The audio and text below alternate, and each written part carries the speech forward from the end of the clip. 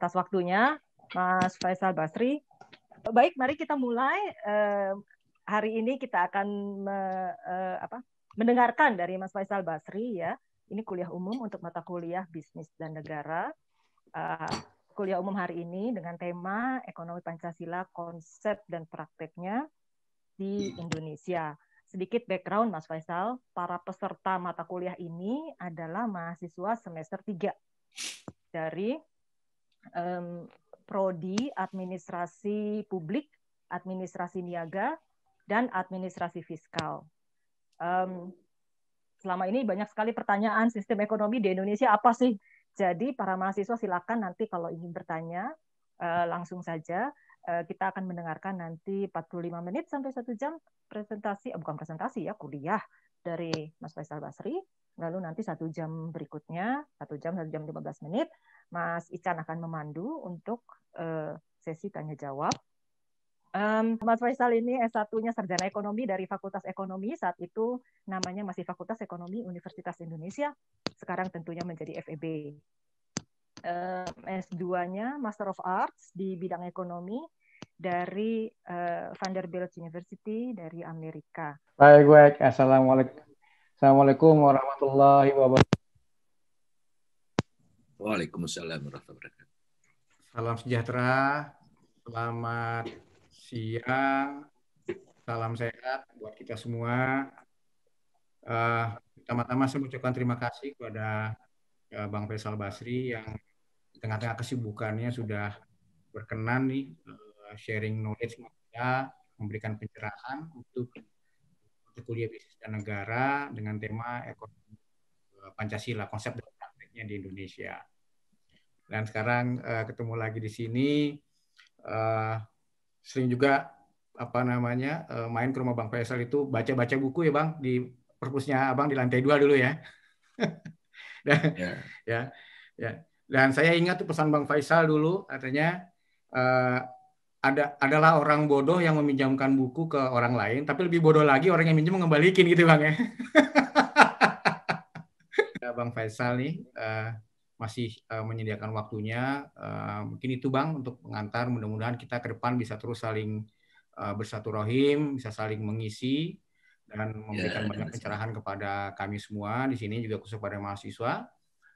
Untuk mata kuliah Bisnis dan Negara ini, kebetulan Bang, mata kuliah Bisnis dan Negara ini adalah salah satu core dari mata kuliah di Fakultas Ilmu Administrasi, karena disinilah kami mencoba memblend disiplin keilmuan yang dipelajari di administrasi publik, di administrasi niaga, dan administrasi fiskal. Ya, jadi kita mencoba mengeblend itu sehingga tidak terkotak-kotakan, tapi bagaimana melihat ini dalam konteks yang lebih luas, dalam konteks tata kelola, kira-kira seperti itu. Nah, sekarang ini bilang temanya ekonomi Pancasila karena ini salah satu tema yang menarik ketika kita membahas tentang bagaimana rezim ekonomi dan politik di berbagai negara berkembang. Lalu Indonesia ini sekarang posisinya ada di mana kira-kira nih seperti ini gitu. Jadi ya dengan tentu banyak penelitian dan pengalaman Bang Faisal bisa memberikan semacam hints ya. Mungkin challenge juga buat kita sebenarnya kita menuju ekonomi yang mana gitu kira-kira. Mungkin itu kira-kira Bang pengantar dari saya. Terima kasih banyak. Sebagai moderator mungkin saya perlu sampaikan bahwa kira-kira sekitar 45 menit sampai 1 jam ya Bang ya. Bisa kita lebih banyak diskusi supaya lebih bisa menggali lebih lanjut. Demikian Bang pengantar dari saya. Terima kasih. Untuk itu kepada Bang Faisal kami persilakan. Silakan Bang. Ya, makasih Bung Ican, Mbak Novita, adik-adik.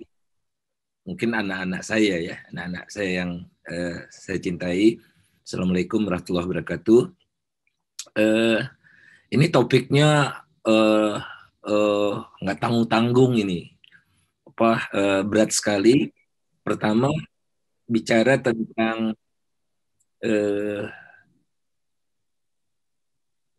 sejarah, ya, bisa sejarah. Kenapa? Karena dari masa kemerdekaan sampai sekarang, oke. Kemudian kedua ada ekonomi politiknya, ya, hubungan antara negara dan bisnis. Kemudian ketiga ada sistem ekonominya, sistem ekonomi kita apa. Kemudian sumber daya alam, Jadi 4 topik digabung jadi satu nih, 4 mata kuliah nih. Dan 4 mata kuliah untuk semua ini dibahas dalam 1 kali pertemuan. Jadi saya bingung luar biasa. Tapi saya coba semaksimal mungkin ya. Nah, tapi saya tidak mulai dari kemerdekaan, tapi dari penjajahan sekalian deh gitu. Kenapa kita merdeka gitu? Saya share screen ya. Oke.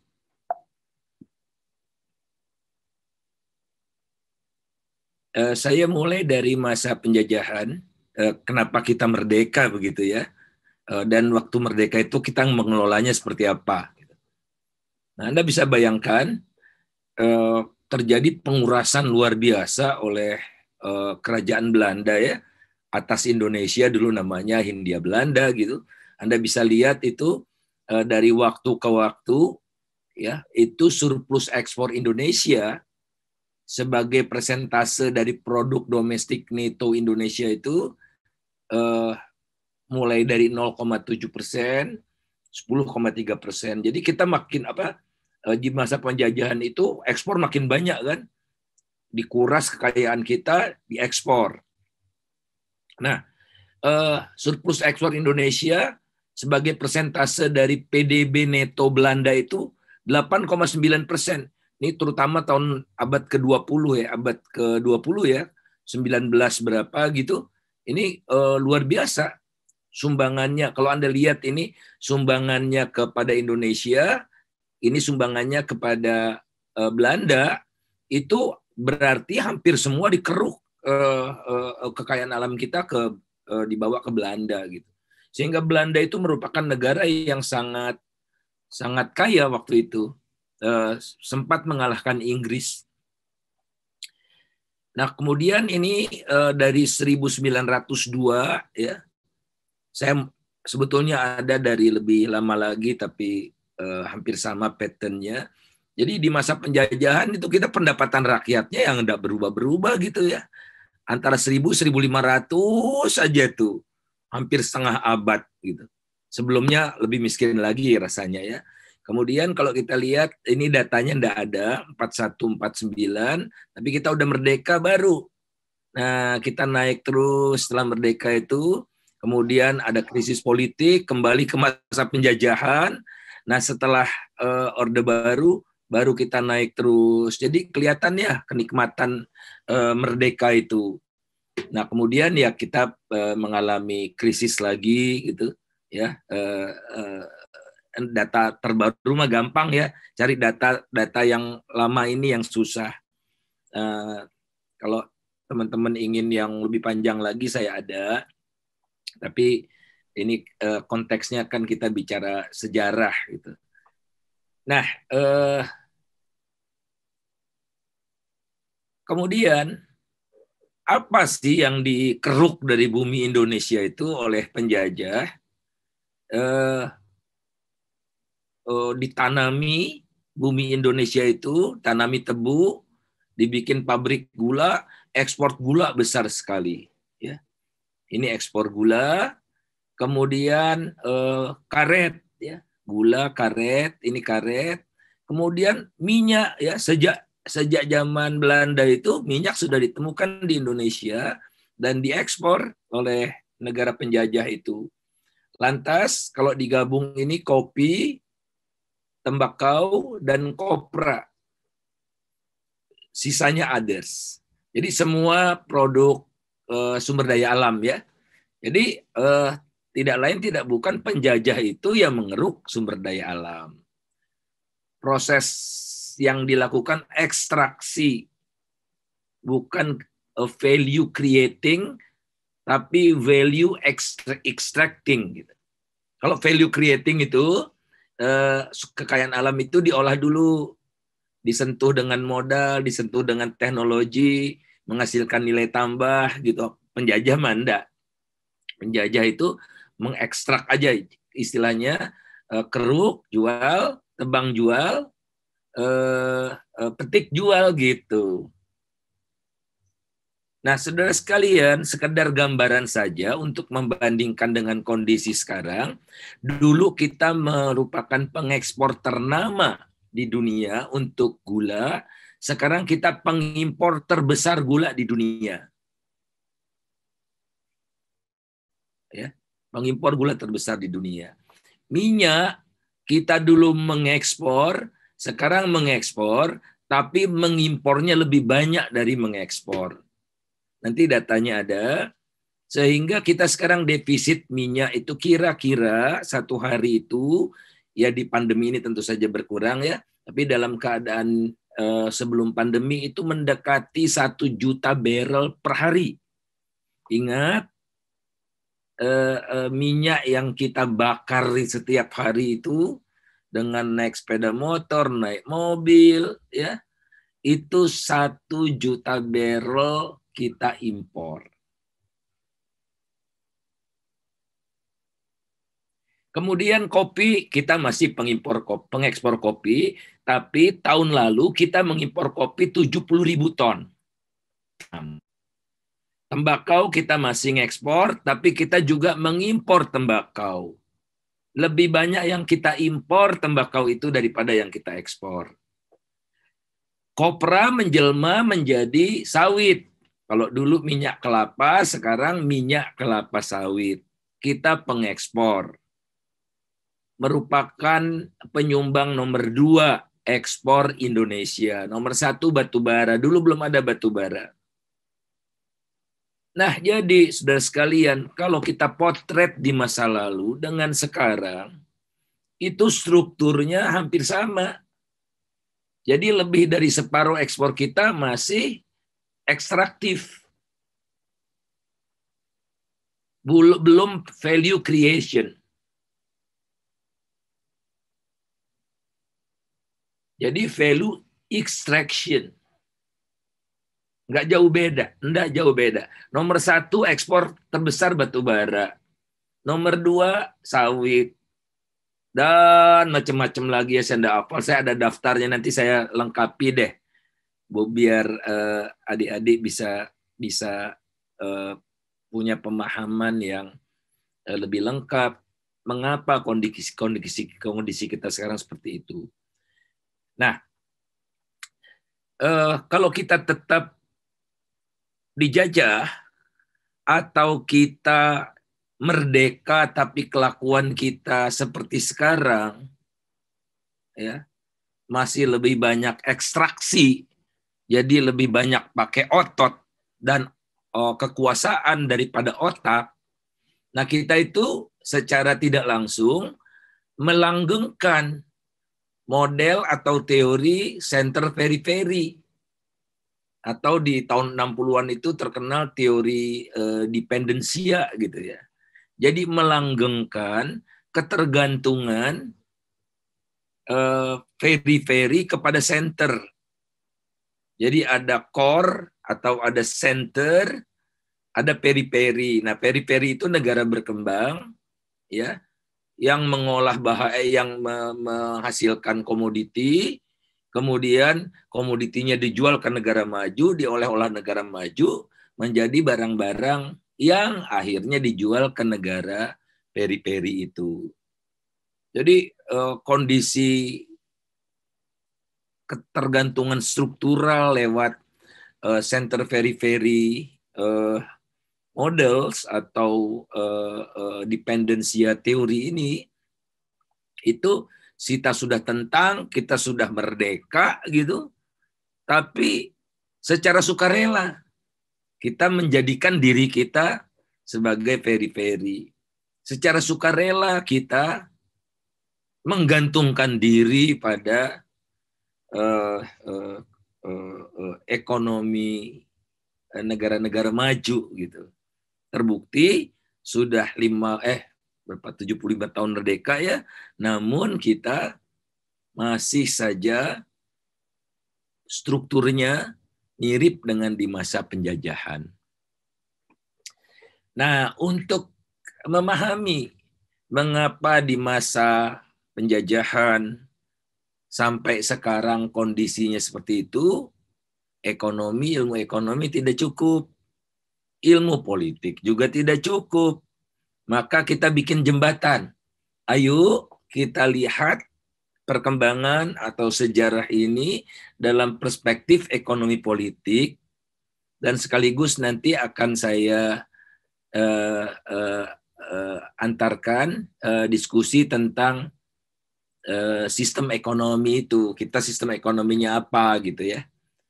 Nah, sebetulnya ekonomi dan politik itu tidak terpisahkan, satu kesatuan utuh kalau cara pandangnya mulai Adam Smith sampai tahun 1900. Economics is political economy. Karena selalu ilmu ekonomi itu mengajarkan adanya trade-off, adanya pilihan-pilihan yang harus dibuat. Misalnya, saya lebih banyak pakai modal atau tenaga kerja. Nah, itu kan udah ekonomi politik. Ya. Ekonomi politik melihat interaksi para pelaku di dalam kegiatan ekonomi gitu. Oke. Nah, kemudian tahun 1900 sampai 1980 itu terpisah gitu. Makanya ada visi polisi ekonomi. Ya. Terpisah. Mata kuliahnya politik, ilmu ekonomi bikin sendiri. Fisip pengantar ekonomi bikin sendiri, ya, walaupun di satu universitas yang sama, ya, teori-teori politik berkembang, teori ekonomi berkembang, tapi terpisah gitu. Oke, nah, politik dalam kaitannya dengan sistem politik itu melihat interaksi antara voters, partai politik, pemerintah, politisi, dan lobby-lobby ini. Inilah proses politik itu di Departemen Politik. Ekonomi belajar apa? Bagaimana interaksi antara individu, perusahaan, dan negara lewat public policy. Tapi negara tidak melihat perspektif ekonomi, tidak melihat ini dalam perspektif politik, tapi public policy aja gitu. Jadi ini individual, firms, dan government gitu. Public policy kan government ya.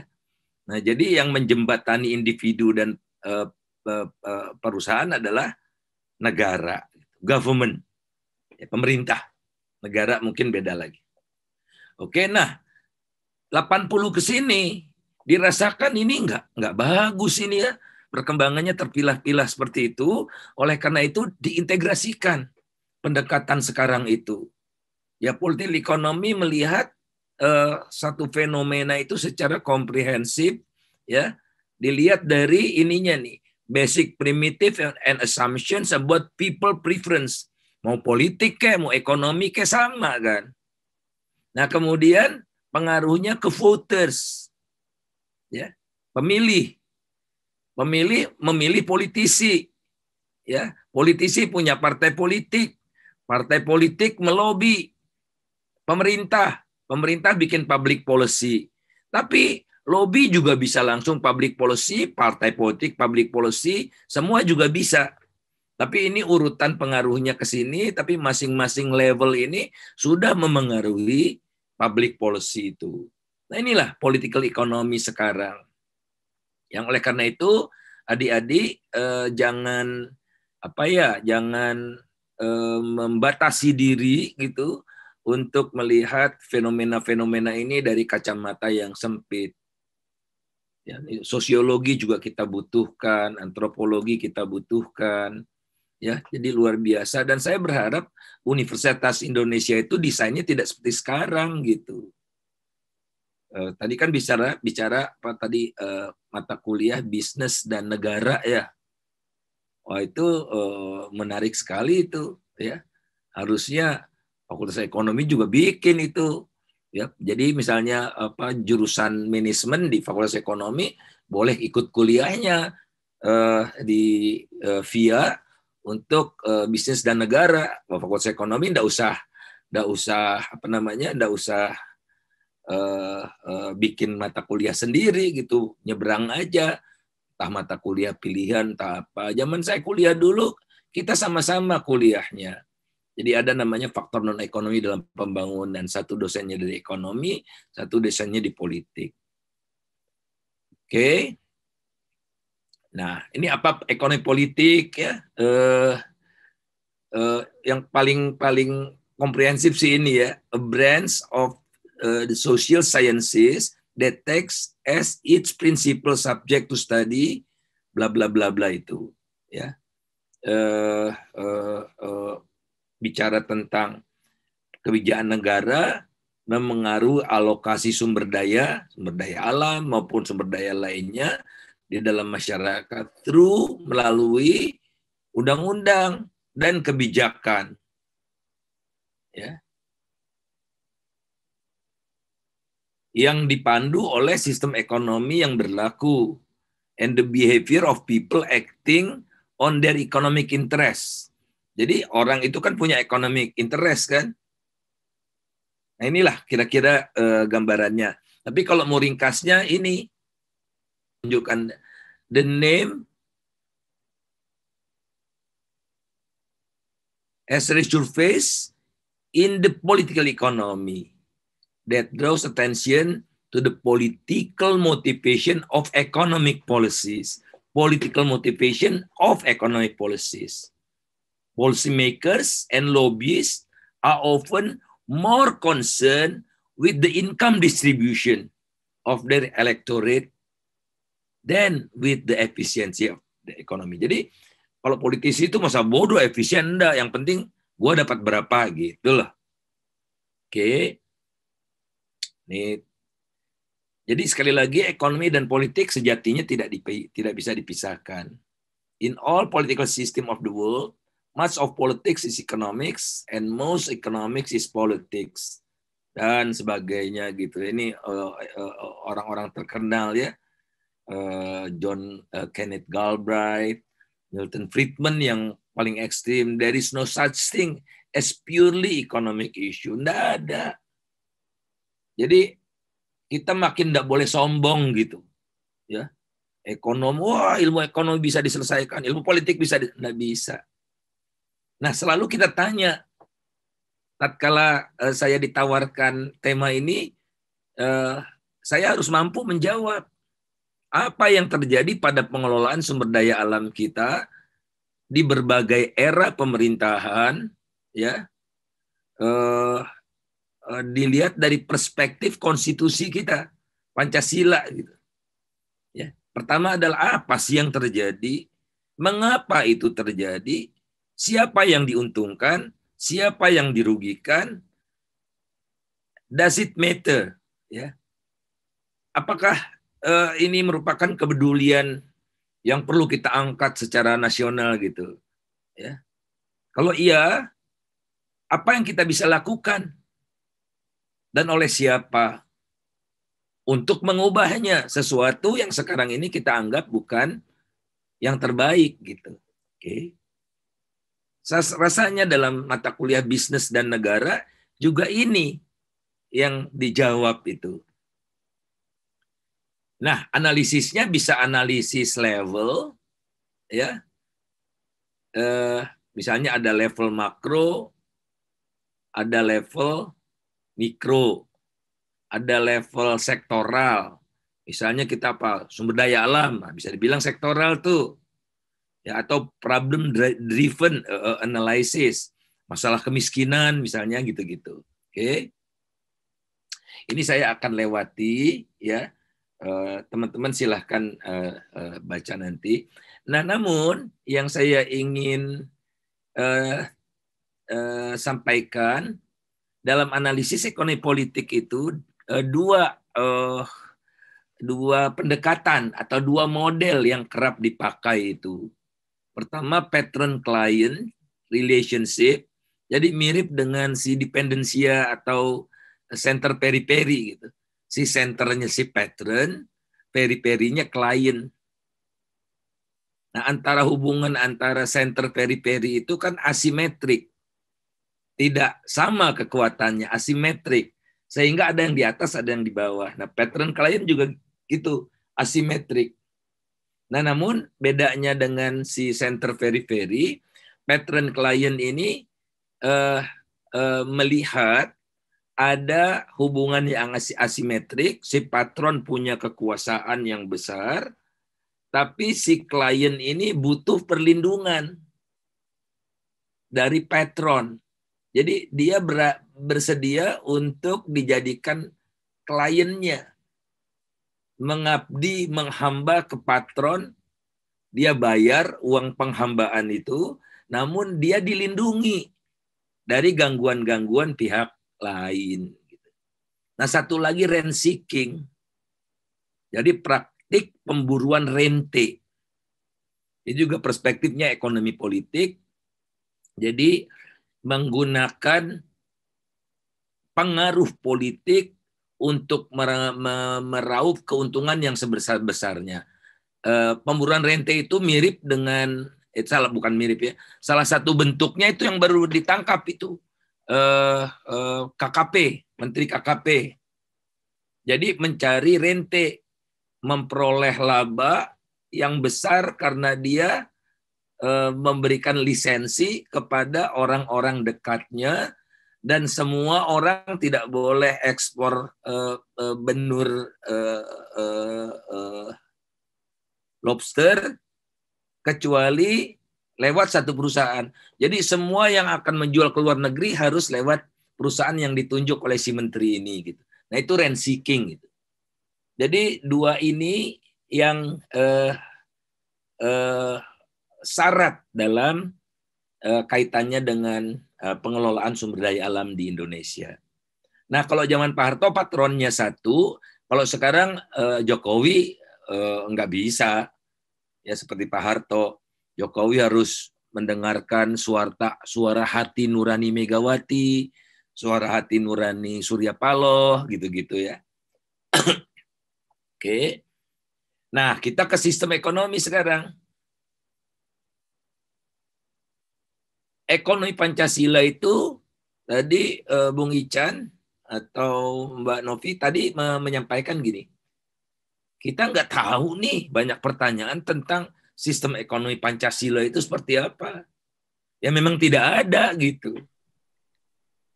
Kita bikin sendiri, ya, nggak jelas berdasarkan apa, maunya apa, definisinya pun tidak ada, ya di Undang-Undang Dasar tidak ada ekonomi Pancasila itu seperti apa, nggak ada.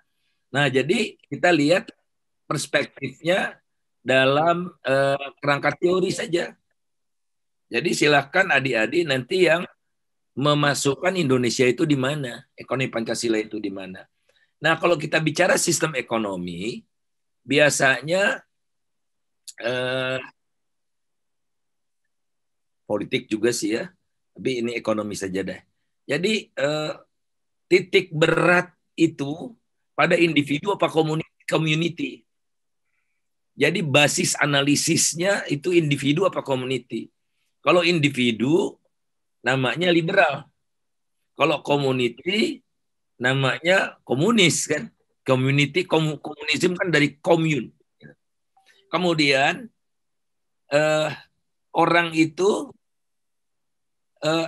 dalam satu sistem itu akankah ada hierarki? Yang kaya, yang miskin, gitu ya. Hierarki apapun. Pendidikan tinggi, ada yang rendah gitu. Atau semua itu sama rata sama rasa. Ini equality, ini dimungkinkan adanya hierarki. Nah, kalau titik pijaknya individu dan hierarki, namanya classical liberal. Semua pemilikan ada pada individu, dan yang cerdik, mampu bersaing, silahkan dapat kekayaannya lebih banyak. Nah, itu classical liberal. Kalau segala sesuatunya harus sama dan semua berbasis community, namanya radikal. Nah, ini saya harus katakan, penamaan ini dari perspektif orang liberal. Jadi anti mereka sebut radikal gitu. Ya. Karena buku teks saya kan dari barat gitu. Nah, ada di antara dua-duanya, modern liberal. Jadi oke, titik beratnya individu, tapi harus memperhatikan juga yang namanya equality gitu ya. Ini namanya modern liberal, di sini namanya conservatives. Oke. Nah, sistem ekonomi, tapi itu sistem yang lebih apa ya, lebih apa namanya, yang lebih holistik. Nah, ini sistem ekonomi. Nah, sistem ekonomi itu pada intinya gampang saja, saudara. Kepemilikan itu pada pribadi atau swasta atau negara. Kemudian apa barang yang dihasilkan, berapa, untuk siapa, di mana, itu siapa yang menentukan? Pasarkah atau negara lewat perencanaan terpusat gitu. Itu aja. Sederhananya ya. Lebih sophisticated juga ada, tapi ini sederhananya begitu. Nah, jadi kalau pemilikan pada swasta atau pada individu, pada pribadi, dan semua tadi what, when, how much gitu, itu diserahkan pada mekanisme pasar, namanya sistem kapitalisme pasar atau kapitalisme sebetulnya. Sebetulnya ini kapitalisme aja, jangan kapitalisme pasar. Emangnya ada kapitalisme negara? Oh, ada juga ya, ada juga. State capitalism. Ya, jadi market capitalism, oke. Sebaliknya kalau acuannya adalah semua ditentukan oleh negara, ya, kemudian kepemilikan ada pada negara, namanya komunis. Oke. Jadi dua ekstrim ini. Nah, di antara dua ekstrim ini ada varian-variannya. Jadi oke, enggak sepenuhnya swasta, enggak sepenuhnya mekanisme pasar, peran negara lumayan besar gitu. Namanya welfare economy. Ini negara-negara Nordik ini, Skandinavia, ya. Kemudian dekatnya komunisme, sosialisme. Ini contohnya siapa nih? Bolivia, kemudian apalagi Bolivia, kemudian Venezuela gitu ya, lantas Kuba. Nah, bisa dikatakan nih sosialis, negara sistem sosialis. Atau Vietnam juga bisa dikategorikan sebagai sosialis. Nah, yang agak di tengah, di antara dua yang di kiri, dua yang di bawah, dua yang di atas, atau dua yang di kiri, dua yang di kanan, itu namanya market socialism. Nah, nanti kita coba jelas. Jadi semakin ke kiri, semakin ke kanan disebut ideologi kiri, semakin ke kiri disebut ideologi kanan. Harusnya dibalik aja supaya ideologi kanan gitu ya. Tapi ya inilah biasnya seorang Faisal Basri, yang bukunya juga kebanyakan buku-buku dari Barat gitu ya. Jadi maafkan saya gitu, saya mengakui itu. Tapi saya tidak mau dijajah oleh paham itu kan. Nah, jadi Pancasila di mana? Kira-kira Pancasila itu, ekonomi Pancasila ya, sistem ekonomi Pancasila itu kalau ada, kira-kira di mana dia? Nanti kita diskusikan ya, adik-adik punya hak penuh untuk menyampaikan pandangan. Mungkin antara welfare atau market socialism sih Pak. Di antara dua bubble itu. Betul sekali, saya setuju sekali. Tapi ini terlalu mewah buat kita ya, welfare ekonomi ini. Jadi semua tidak boleh ada yang miskin, pajaknya bisa 70% gitu-gitu ya. Pokoknya sampai ke universitas itu gratis, kesehatan gratis gitu-gitu ya. Terlalu mewah buat kita. Tapi sebagai satu acuan, very welcome. Namun kalau kita lihat Undang-Undang Dasar 45 gitu, pasal 27, pasal 33 mengarahnya memang ke welfare ekonomi. Nah, jadi apa yang terjadi pada sistem ekonomi Pancasila itu ya tidak ada, saudara. Jadi ekonomi Pancasila itu apa? yang nggak usah dibahas.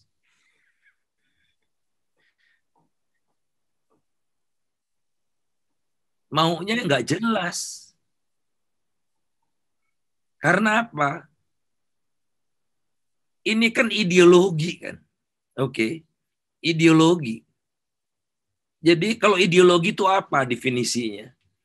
Definisi ideologi secara umum adalah sekumpulan nilai inti yang disepakati oleh masyarakat satu negara sebagai acuan untuk mengarungi kehidupan bernegara itu. Agar mencapai tujuan bersama yang telah disepakati dan memiliki kendaraan atau memilih kendaraan untuk mencapai tujuan. That's ideology.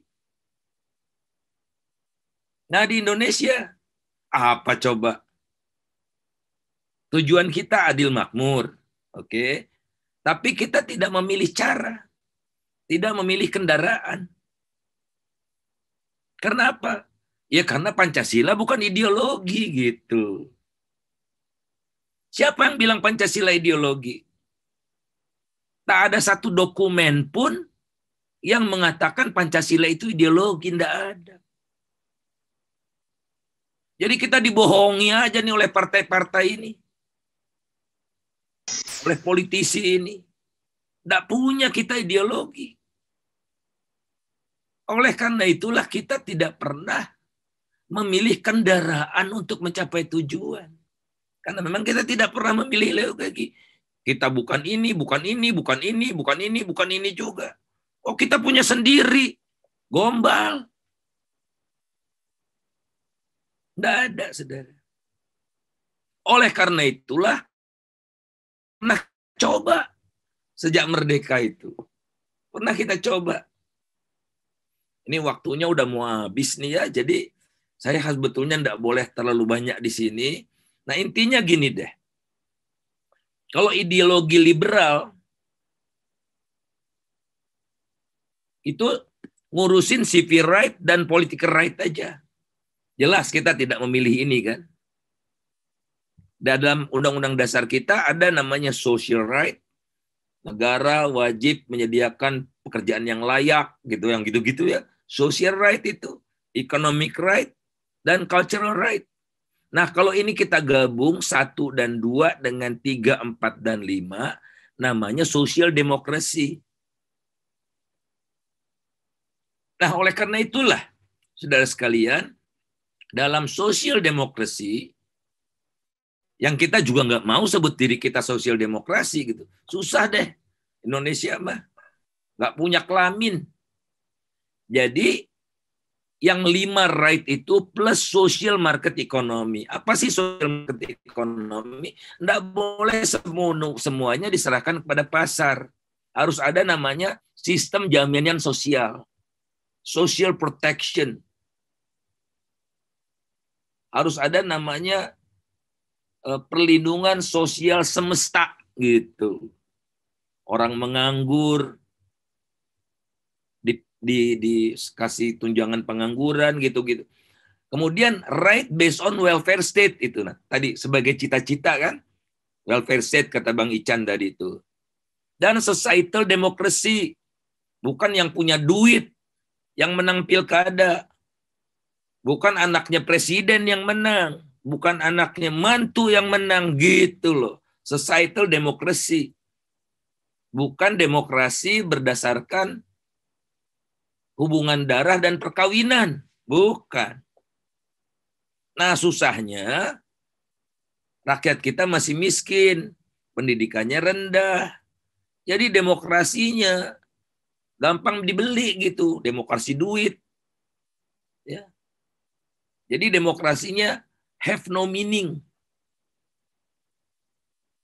Oke. Nah, ini amanat konstitusi.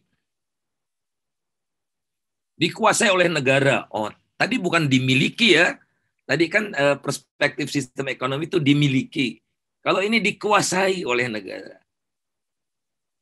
Bumi, air, dan kain alam yang terdapat di dalamnya dikuasai oleh negara dan dipergunakan bagi kemakmuran rakyat. Perekonomian nasional disediakan berdasarkan demokrasi ekonomi. Demokrasi ekonomi tidak ada juga definisinya di Undang-Undang Dasar ini. Apa demokrasi itu? Waktu saya ngambil S3 di Visipol UI, tapi saya drop out, itu diajarkan gitu. Tapi bukan, maaf, tapi bukan yang berdasarkan diskusi-diskusi di dalam publik gitu ya. Ketentuan lebih lanjut mengenai pelaksanaan pasal ini diatur dalam undang-undang, tapi undang-undangnya nggak pernah ada gitu. Emang nggak serius kita memiliki ideologi itu. Jadi oke, sampai sekarang kita belum punya ideologi ya. Nah ini menurut Bung Hatta yang merumuskan pasal 33 ini. Hak menguasai negara itu adalah negara mengatur, bukan memiliki. Jadi nggak harus BUMN gitu loh maksudnya.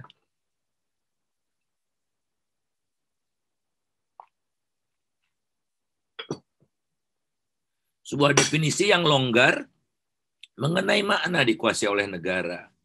Menurut Bung Hatta, makna dikuasai dalam pasal 33 tidak berarti negara sendiri menjadi pengusaha, usahawan atau ondernemer. Kata Bung Hatta, jika dikatakan bahwa kekuasaan negara terdapat pada pembuatan peraturan guna melancarkan jalan ekonomi, sebuah peraturan yang melarang pula penghisapan orang yang lemah oleh orang yang bermodal. Jadi negara bikin aturan tidak boleh ada eksploitasi yang delom parlom gitu, tanpa harus dikelola sendiri oleh negara. Oke. Nah ini Mahkamah Konstitusi menurut saya tidak berhak ya menginterpretasikan Undang-Undang Dasar menurut mereka sendiri. Ini mirip etatisme nih. Mahkamah Konstitusi hak menguasai negara mencakup pengertian, mencakup ya. Jadi semua ini merumuskan, melaksanakan pengaturan, pengurusan, pengelolaan, melalui pengawasan. Menurut saya ini nggak benar. Maaf ya. Jadi udah jelas itu rohnya kan ada pada Bung Hatta. Ini mah etatisme nih, semua negara yang ngatur. Untuk sebesar-besarnya kemakmuran masyarakat. Saya nggak tahu ya bahasa hukum, nanti teman-teman bisa tanyakan lebih jauh apa sih bahasa hukum dalam kaitannya dengan ini. Ini oleh yang penting kan kita berdaulat gitu. Ini oleh karena itu ada definisi kedaulatan. Ya, ini definisi yang saya senang gitu, yang diimplementasikan oleh Bu Susi gitu ya. Kedaulatan itu dalam pengertian yang Bu Susi kan punya 3 pilar ya waktu Menteri Kelautan. Pilar kedaulatan, pilar keberlanjutan, pilar kesejahteraan. Jadi kita berdaulat ini untuk menjamin agar pengelolaan sumber daya alam itu berkelanjutan sehingga menyejahterakan rakyat gitu. Makanya kita merdeka kan, berdaulat dulu, kita merdeka dulu atas sumber daya alam. Kita bisa mengelola sumber daya alam itu untuk kesejahteraan rakyat. Oke. Ini oligarki belakangan deh ya. Ini maksud sumber daya alam aja. Nah, kalau Anda lihat di sini, ini harusnya belakangan tapi nggak apa-apa ya, saya lompat supaya ini kebagian ini. Jadi dulu dikuasai oleh Belanda ya, sumber daya alam itu oleh pengusaha Eropa yang dikasih privilege besar di sini, ekstraktif sifatnya. Nah sekarang kekayaan alam itu ya dikelola oleh segelintir manusia, segelintir orang yang namanya si oligarki ini sekarang. Kalau tadi di era Pak Harto, di Orde Baru itu dikelola oleh sistem yang patron klien. Jadi Pak Harto memberikan konsesi kepada kolega-koleganya, kepada orang-orang dekatnya, ya, konsesi apa, HPH hutan gitu ya, yang gitu-gitu. Nah kalau sekarang tidak ada satu kekuasaan yang besar, terdispersi, jadi governed by the few. Itu kalau dulu sumber daya alam itu dibagi-bagi oleh Pak Hartonya gitu. Ya, Pak Harto kasih ke jenderal-jenderal yang berjasa, tapi kan jenderal nggak punya uang, nggak punya modal. Nah, konsesi HPH-nya diserahkan kepada pengusaha gitu ya. Saya nggak ingin panjang-panjang di sini. Nah, namun mengakibatkan ya ketimpangannya semakin parah gitu. Indonesia itu karena pengelolaan di segelintir orang, ketimpangannya semakin parah.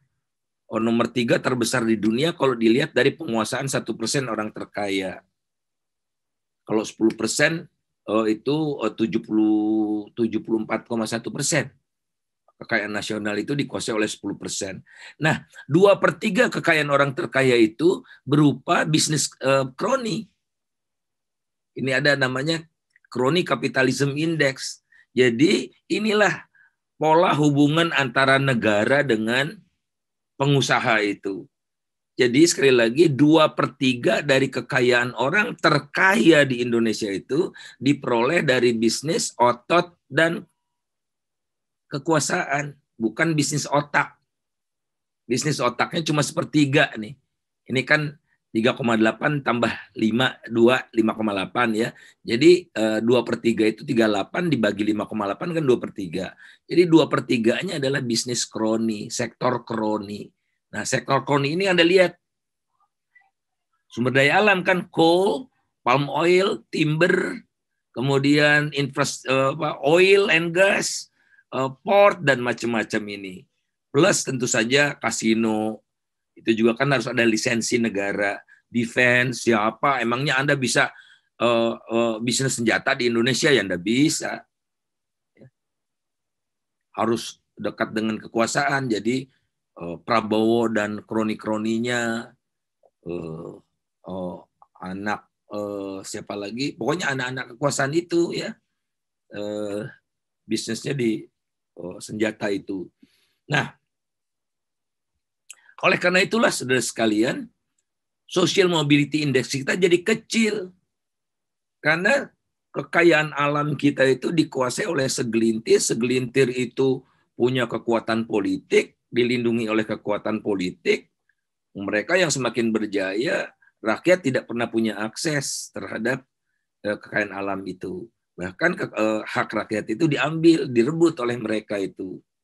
Ya, yang menyebabkan itu dia tadi. Jadi kalau saya dari keluarga ayah ibu saya miskin, kemungkinan saya tetap miskin itu tinggi sekali.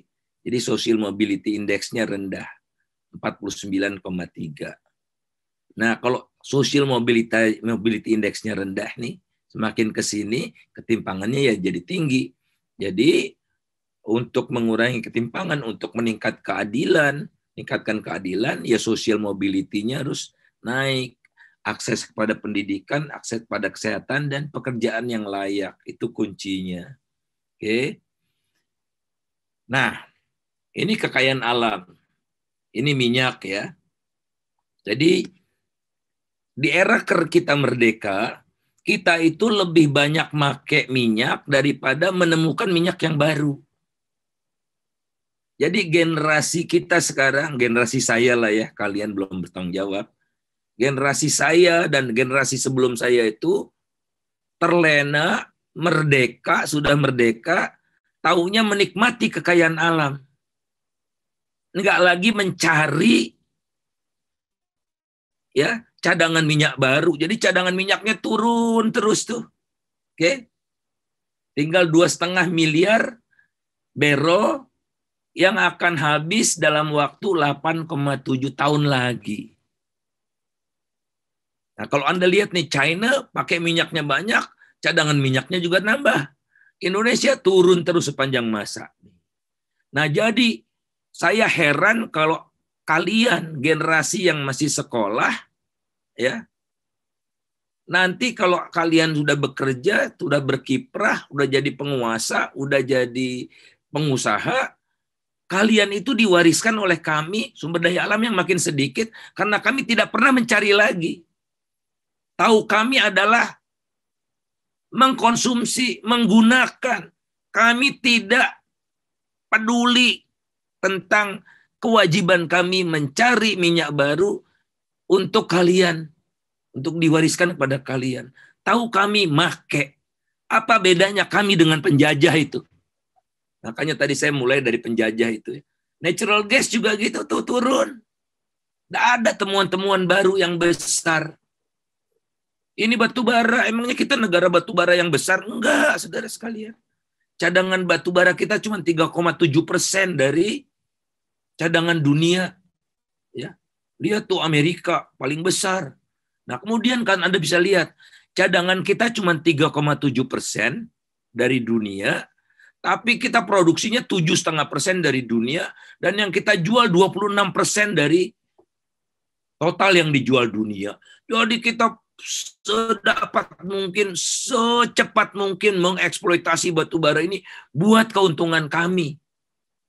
Tatkala kalian berusia 40, 50 tahun, batu bara tinggal sedikit, nikel tinggal sedikit, minyak udah impor, gas sudah impor semua gitu.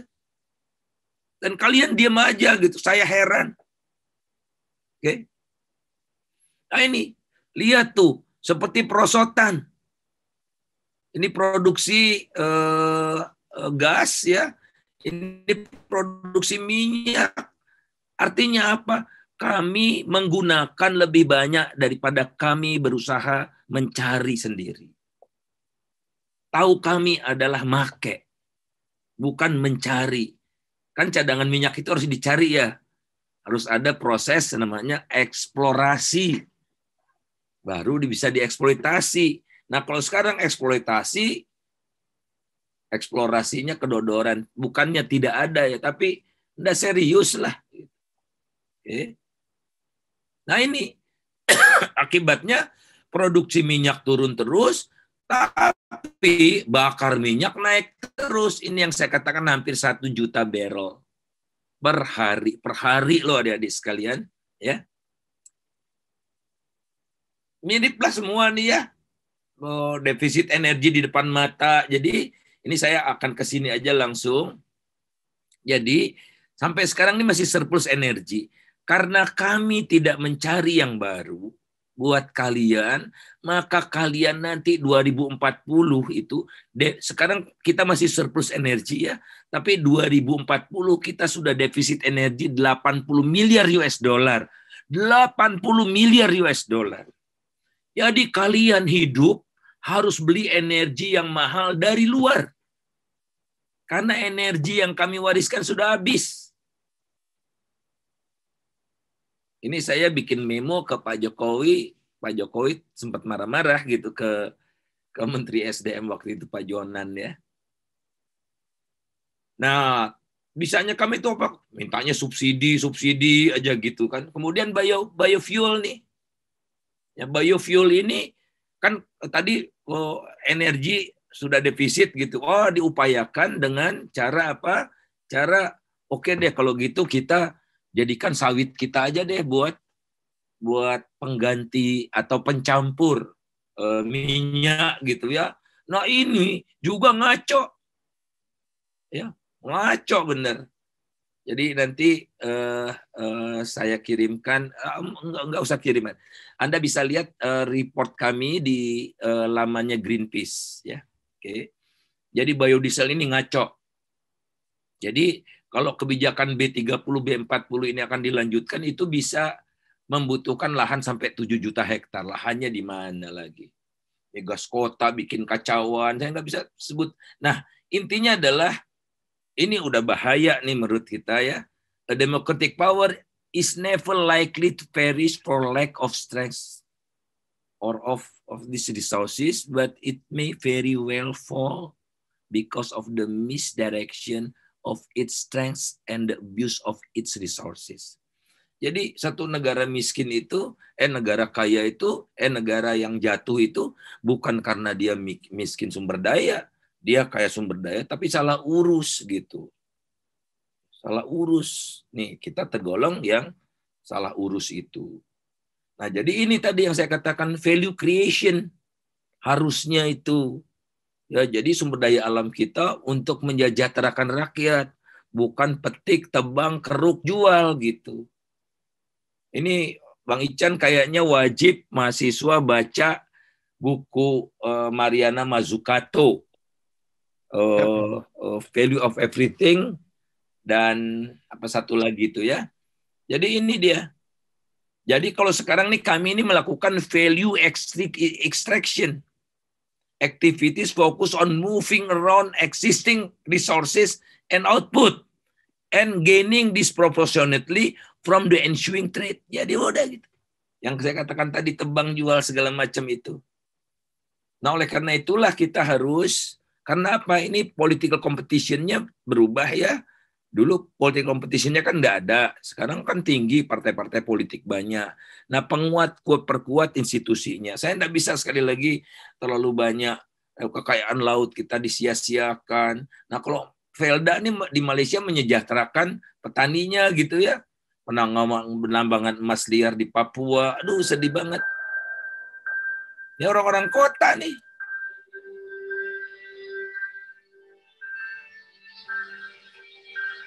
Tuh, pakai helikopter.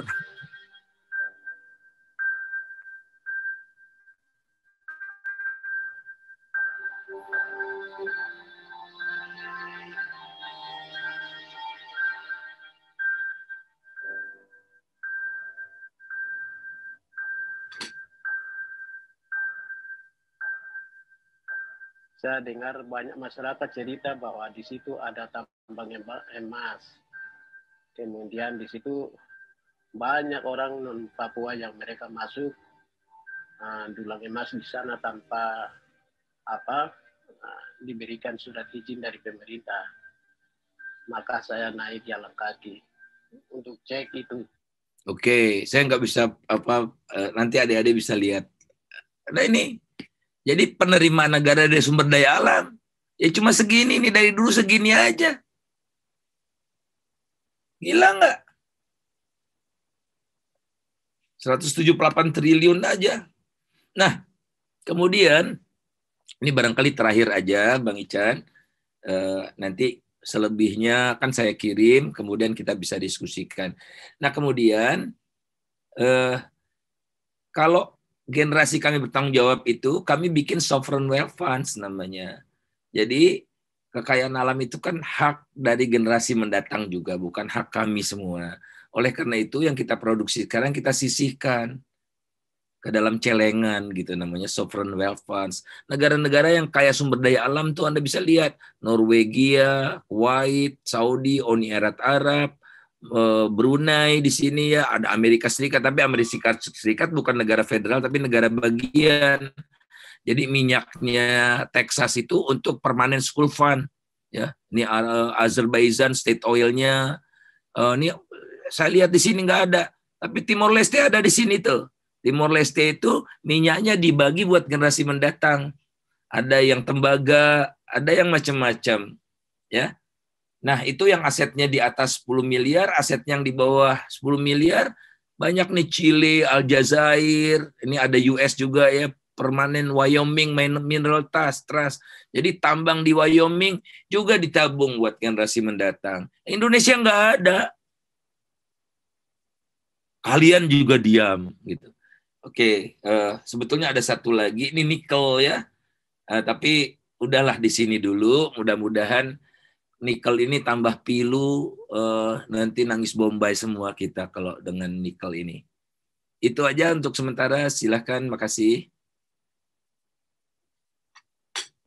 Makasih Bang Faisal, luar biasa nih diskusinya, men-challenge kita semua, para mahasiswa khususnya untuk melihat nih sebenarnya diskursus ekonomi Pancasila ini ya, di tengah-tengah pemikiran ekonomi yang seperti disampaikan Bang Faisal ini sebenarnya kemana dia ini, atau memang sebenarnya kita let's say tadi apakah market sosialisme misalnya gitu ya, atau bagaimana, karena menarik misalnya tulisannya David Levitsky, profesor dari Kennedy School of Government tahun 99 itu dia pernah nulis artikel tentang illiberal demokrasi gitu ya. Jadi banyak negara yang sudah menganut katanya ekonomi pasar gitu ya, market ekonomi, tapi praktek politiknya otoritarian gitu. Justru harusnya kan ada kesenambungan. Nah, Indonesia kalau kita lihatnya agak mulai sedang kemana ini ya, kira-kira begitu kali ya Bang Faisal ya, sehingga challenging ini memang menjadi catatan juga buat kita semua, buat mahasiswa khususnya untuk ini juga menyampaikan pemikiran-pemikirannya. Kira-kira Indonesia ini mau kemana di tengah-tengah tantangan, kemudian kondisi yang udah kita hadapi dan sebagainya gitu ya. Jangan sampai Indonesia sebagai negara besar ini masuk dalam kutukan sumber daya alam, kira-kira gitu ya Bang misalnya, Bang Negara. Nah, mungkin ini sebagai pengantar saya, Mbak Nonov mungkin sudah memberikan ada catatan ya beberapa mungkin dari teman-teman yang sudah dikumpulkan, pertanyaan-pertanyaan bisa diskusikan langsung dengan Pak Faisal. Silakan Mbak Nonov, terima kasih. Jadi atas presentasinya sangat bagus. Saya senang bisa ikut nih. Saya mau bertanya nih Pak, tadi di salah satu poin menjelaskan bahwa masalah ekonomi pasti tidak murni masalah ekonomi saja, pasti di belakangnya ada sesuatu yang memang kalau bisa kita pahami. Masalah itu biasanya umumnya politik, masalah politik di belakang masalah ekonomi ini. Nah, kan sudah ada Pak ya di beberapa putus-putus ya. Ya. Tadi permasalahan ekonomi kan tidak hanya permasalahan ekonomi. Jadi umumnya biasanya di belakangnya ada permasalahan politik yang berdiri di belakang masalah ekonomi. Nah, kan kita sudah banyak melihat fenomena bahwa banyak yang memberikan solusi terhadap masalah-masalah politik yang ujungnya nanti akan mengarah kepada masalah ekonomi itu, biar problemnya itu terselesaikan gitu. Cuma dari pihak atas itu kok hanya cuma menanyakan, cuma ibaratnya ya udah didengerin aja. Saya menerima tanggapan, terus ya udah itu hilang aja, nggak ada solusi yang keluar, cuma outputnya ada. Itu gimana Pak buat angkatan kami buat yang sekarang aja udah ngasih solusi, cuma nggak ada hasil, mungkin ada cuma kecil, akhirnya nggak berimpact besar. Saya nggak bisa jelas menangkap. Ya, saya juga kurang menangkapnya. Kira-kira gimana ya? Kira-kira mungkin Bang. Saya usulkan gini mungkin, Mas Ican kan di kolom chatnya sudah mulai ada pertanyaan ya. Mungkin itu dulu, Hussein tolong ditulis di chat. Oke, baik. Saya mungkin ke Mbak Fani ya, Fani Ayu. Fani Ayu ini bertanya tentang praktek rent seeking dalam perekonomian Indonesia. Mbak Fani Ayu silakan. Ya, jadi silakan. Tadi dari yang saya kumpulin, kan ideologinya rent seeking kan. Ini udah jalan dari lama, mungkin puncaknya itu dari Soeharto gitu. Menurut Pak Faisal sebagai ekonom, gimana sih caranya biar mengatasi praktek rent seeking ini dijadiin polisi yang gitu Pak, Oke. Makasih Fani, silakan Bang.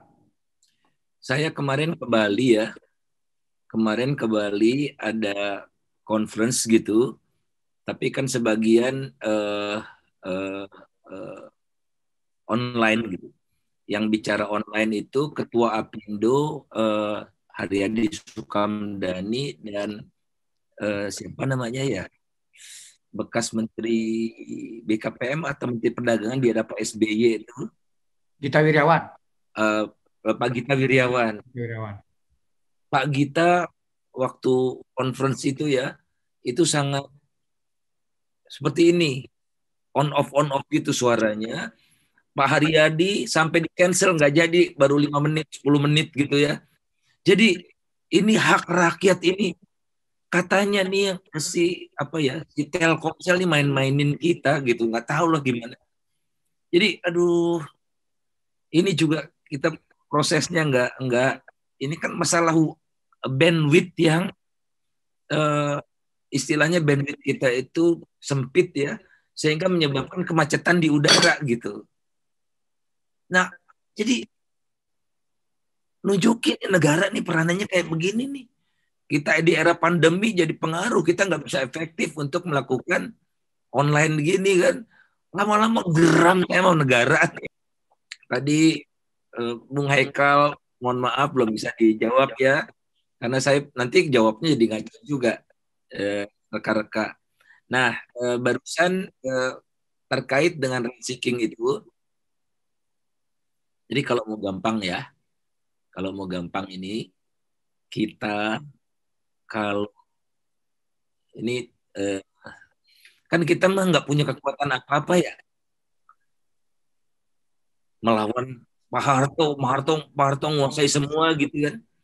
Tapi apa yang kami lakukan? Kami itu bukan kita saja ya, tapi elemen bangsa secara keseluruhan gitu. Itu mengajak kekuatan luar untuk ikut masuk. Jadi tadi siapa namanya yang ditanya? Fani. Mbak Fani.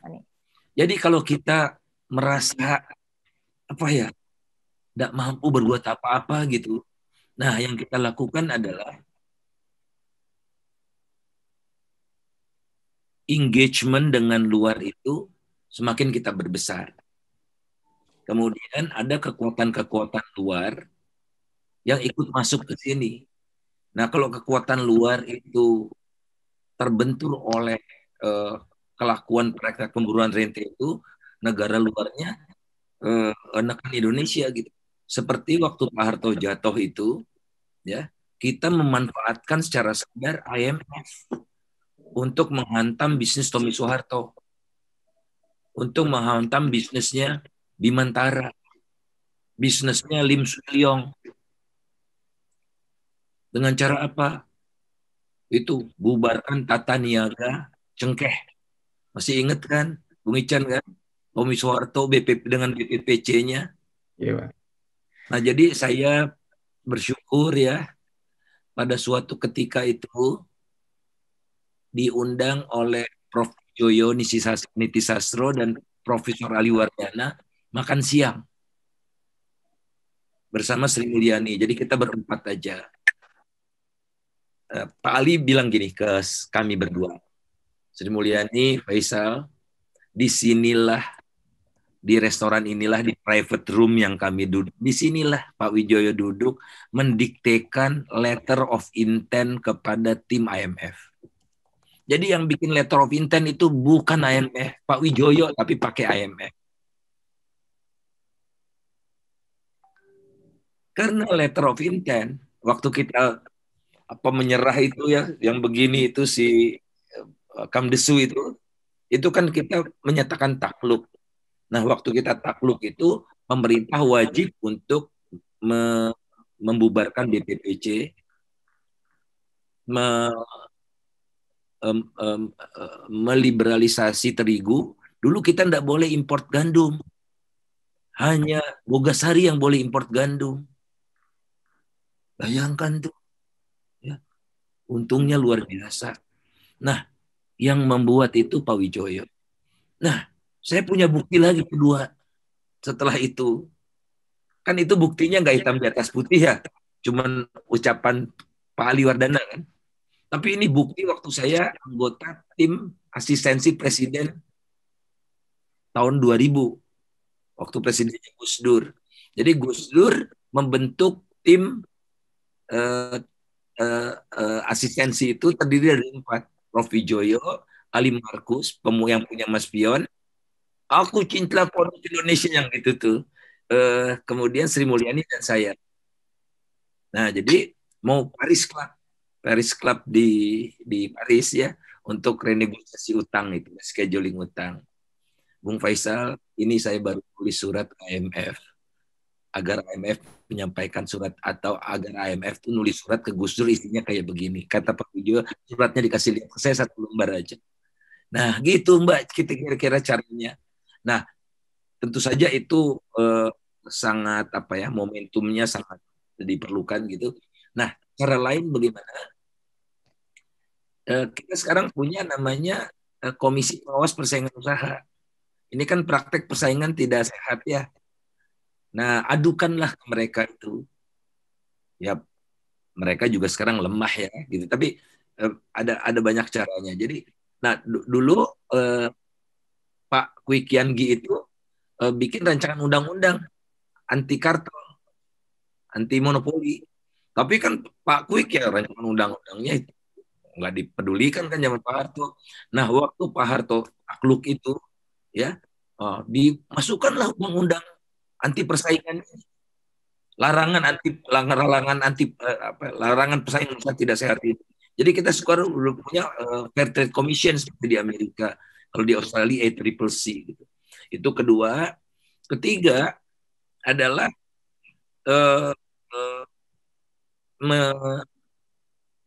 memastikan ya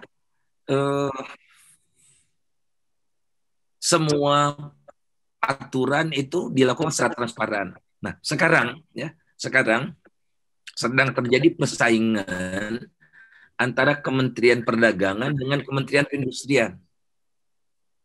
Izin import, ini kan seeking nih ya. Izin import itu atau izin ekspor itu by definitions itu harus disetujui oleh Menteri Perdagangan. Nah, tapi untuk izin impor garam dan gula ya sekarang sedang diusahakan dipindahkan ke Kementerian Perindustrian. Jadi ada pertempuran antara PKB dengan Golkar untuk meraup rent seeking ini. Yang itu triliunan ya, triliunan. Itu jawaban singkat saya. Makasih Bang atas jawabannya. Memang praktek rent seeking ini ngeri-ngeri sedap nih Bang ya. Iya. Bang, ini ada yang bertanya menarik nih Bang mengenai sovereign wealth fund Bang. Yang juga pemerintah sedang menggodok ya tentang sovereign wealth fund. Dan kalau kita misalnya mengkaitkan ini let's say dengan tadi yang Bang Faisal sampaikan, kemudian juga sebagai kita katakan inisiatif kita untuk tanggung jawab kepada generasi berikutnya kira-kira seperti itu. Ini akan seperti apa kira-kira masa depan dari SWF, dan apakah kita masih punya dana yang cukup dari hasil pengolahan sumber daya alam untuk pada generasi berikutnya, karena kan kalau saya coba mengaitkan dengan sila keadaan sosial di rakyat Indonesia kan tentu ini menjadi salah satu yang boleh dikatakan ujian bagi pemerintah ke depan, bisa nggak untuk memberikan juga manfaat dari sumber daya ini kepada generasi penerus. Ini sovereign wealth funds versi pemerintah ya, Bang Ican ya? Ya, yang sedang disusun kalau nggak salah Bang ya. Kalau Anda lihat tadi, adik-adik sekalian, senarai sovereign wealth funds yang saya tunjukkan, yang ada di dunia, baik yang harta kekayaan sudah di atas 10 miliar maupun di bawah 10 miliar, itu pembentukannya dilandasi oleh Surat Yusuf ayat 43 sampai 55 di Al-Quran atau di kitab Alkitab ya, Perjanjian Lama, Perjanjian Baru itu ada di kitab Kejadian, bab Kejadian pasal 40 ayat 1 sampai 36. Nah, itu dia. Kalau Indonesia nggak tahu, landasannya dari ajaran hantu, ajaran setan. Kenapa saya katakan begitu? Falsafah dari sovereign wealth funds itu, kekayaan terutama yang non-renewable resources ini, itu tidak boleh dipakai oleh generasi sekarang semata, karena kalau dipakai generasi sekarang, otomatis semakin banyak yang kita pakai, generasi mendatang semakin sedikit dapatnya. Itu tidak adil. Jadi azas keadilan. Nah, Karena sedemikian banyak kekayaan alam itu, Timor Leste yang negara muda saja udah di atas 10 miliar dolar. Dan yang paling kaya adalah Norwegia 1,3 triliun dolar. Makanya kalau negara-negara itu ada bencana, seperti COVID gini nggak ada masalah. Pengangguran nggak meningkat. Enggak. Singapura pengangguran nggak naik. Padahal ekonominya anjlok. Lebih parah dari Indonesia. Indonesia tiba-tiba, angka penganggurannya nambah 6 juta. Gitu. Nah itu dari sovereign wealth funds. Kalau di Singapura namanya CPF. Central Provident Funds. Kalau di Malaysia namanya Employment Provident Funds. Ada dua mereka. Satu untuk pegawai kerajaan, satu untuk pegawai swasta. Jadi uangnya sedemikian banyak karena ditabung dari waktu ke waktu kan. Oleh karena itu sovereign wealth funds mereka mengelola dana itu untuk investasi. Sovereign wealth funds-nya Malaysia misalnya itu beli kebun sawit di Indonesia. Dana haji Malaysia itu beli kebun sawit di Indonesia supaya uangnya kan tidak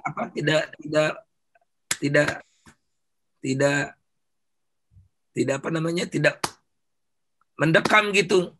Kan diinvestasikan supaya sovereign wealth fund-nya itu beranak pinak terus dananya.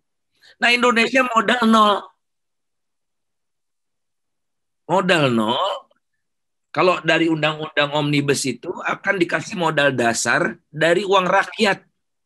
Ini dari uang rakyat nih APBN 15 triliun untuk membiayai investasi. Ya kan karena APBN nggak bisa.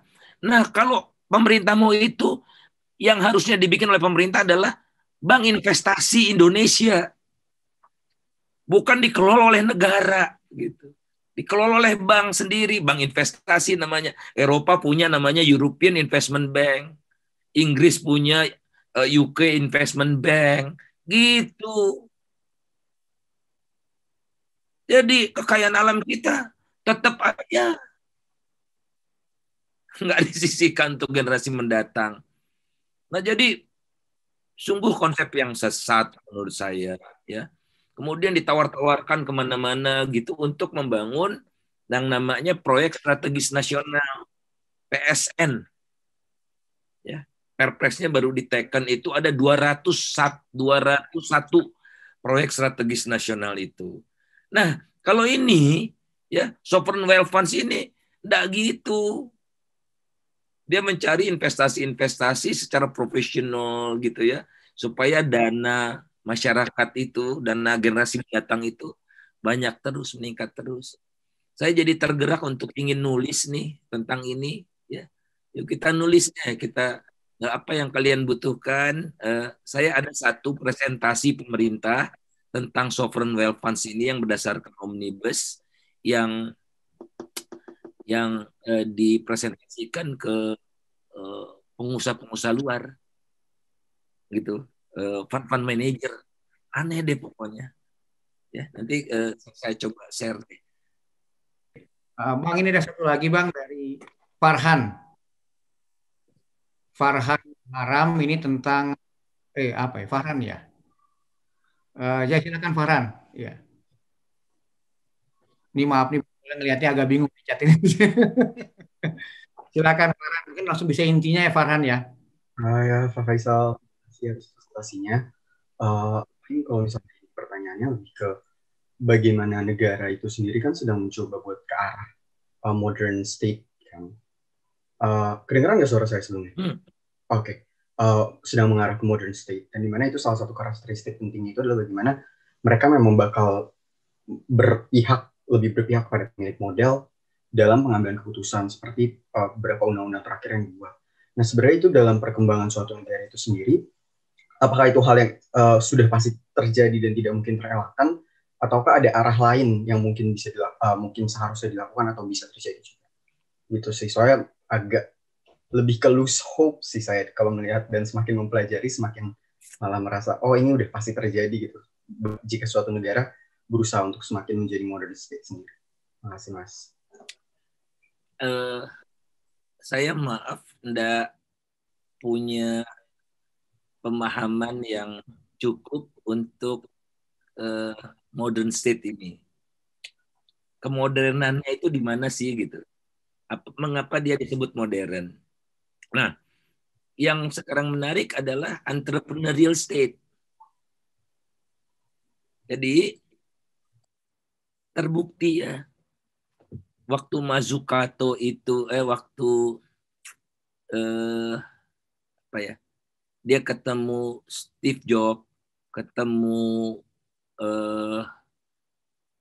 siapa Microsoft siapa? Bill Gates. Bill Gates dan Steve Jobs, Mazzucato ini, mereka berdua sadar bahwa besarnya mereka itu karena dukungan negara. Jadi yang melakukan riset dasar itu dibiayai oleh negara.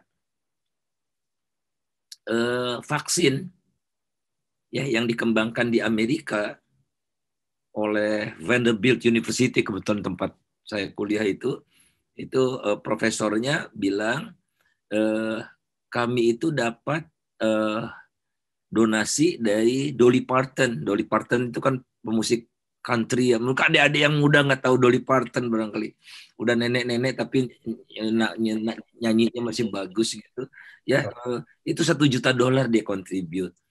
Jadi kemudian dana-dana dari vaksin ini juga dari Pfizer dan macam-macam biotech gitu-gitu, itu juga funding dari negara, dikompetisikan siapa yang dapat. Jadi negara ke depan itu tidak bisa sepenuhnya mengandalkan pada swasta. Udah serahkan semua kepada swasta, nggak jalan. Karena kelakuan swasta, kata si Mazzucato ini, itu kerjanya adalah kalau dia bisa meraup keuntungan lebih banyak, ya dia akan lakukan itu. Kalau tanpa riset dia bisa keuntung lebih banyak, dia lakukan itu gitu. Nah, jadi inovasi datangnya dari mana? Harus didorong oleh negara. Bukan berarti sekali lagi negara yang melakukan riset gitu ya. Didorong oleh negara, diinisiatifi oleh negara, kemudian dikompetisikan gitu, kemudian dihimpun kekuatan-kekuatan itu sehingga menghasilkan manfaat buat semua. Jadi riset driven by the government. Namanya entrepreneurial state. Ini contoh yang paling menarik adalah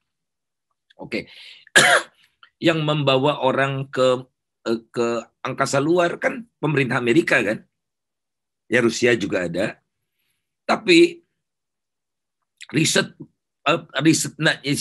negara yang ratusan miliar US dollar untuk proyek ruang angkasa ini sekarang di spill over ke swasta. Sekarang Anda bisa ke ruang angkasa itu. Jadi ini proyek pemerintah dan private bergabung gitu. Private tidak bisa sendiri mengembangkan yang ongkos risetnya udah banyak dilakukan oleh negara. Tapi kalau negara sendiri, space-nya masih banyak yang kosong gitu. Masih bisa dimanfaatkan oleh yang lain-lain. Sehingga waktu swasta itu masuk, dia tidak harus menutup modal yang sudah terakumulasi banyak itu yang namanya fixed cost kan. Jadi swasta itu bisa masuk dengan memanfaatkan fixed cost yang dibuat oleh negara sehingga dia cuma nanggung variable cost. Sehingga wah jadi keren. Tapi kalau swasta sendiri, negara sendiri, repot. Nah, adik-adik banyak sekali topik-topik yang bisa diangkat gitu ya. Untuk skripsi Anda, buat apalah gitu, penelitian Anda itu tentang kecenderungan Indonesia menjadi, tadi saya katakan, tadi kan ada market capitalism, ini ada state capitalism. Apa-apa sekarang dikasih ke BUMN itu nggak bener banget. Nggak bener banget gitu. Nah, lihat dari falsafahnya, kata Bung Hatta, kata Undang-Undang Dasar. Coba Anda datang ke bandara.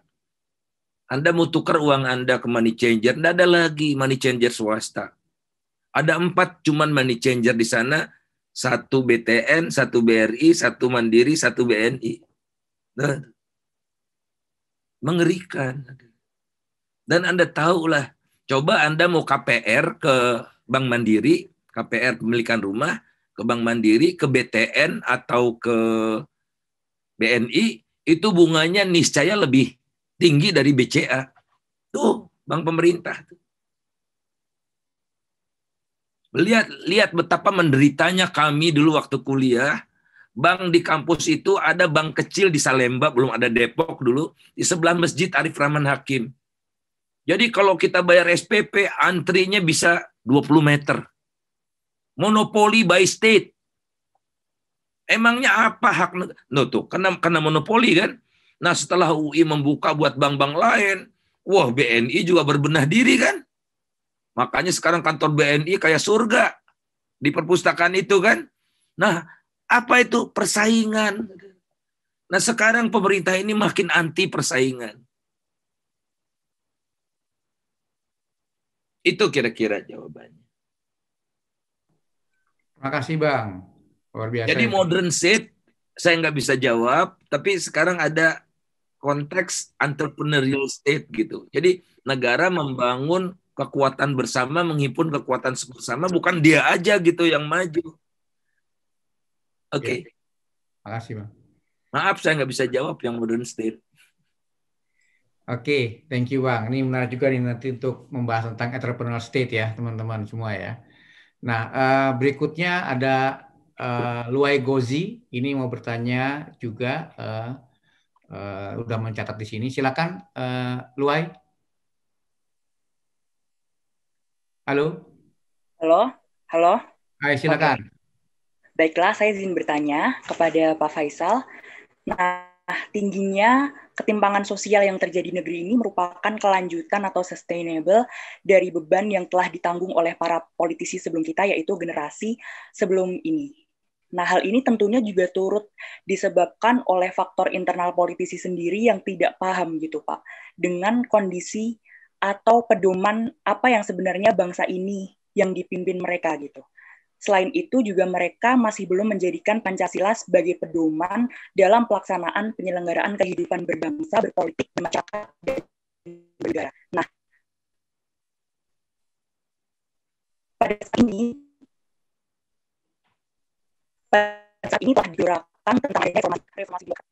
Apakah reformasi birokrasi dan integritas ini jika dilaksanakan diterapkan pada politisi di milenial ini, yaitu pada generasi kita, pada generasi mahasiswa saat ini, jika nanti menjadi politisi dan diterapkan reformasi politisi dari sekarang, apakah ini dapat pengaruh terhadap pelaksanaan ekonomi Pancasila secara kompleks nantinya menuju Indonesia Emas 2045. Terima kasih. Iya, putus-putus ya Luai ya. Tapi kira-kira Ya, mungkin kalau setengahnya oke, ya. Tapi mudah-mudahan udah ketangkap deh. Oke Bang, silakan Bang.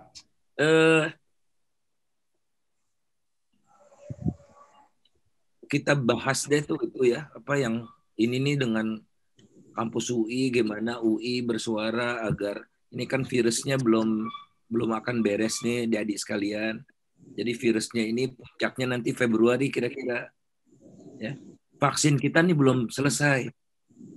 Jadi vaksin yang sudah dibeli pemerintah itu belum melalui proses tahap 3 pengujiannya. Dan pembuat vaksinnya sendiri mengatakan belum pasti efficacy rate-nya berapa. Jadi long way to go. Kemarin sudah melebihi 600.000 kasusnya. Jadi kemungkinan kita kuliah begini ini masih panjang. Tapi kalau kualitas infrastrukturnya kayak begini, aduh, kerugian besar buat kita semua nih. Ya proses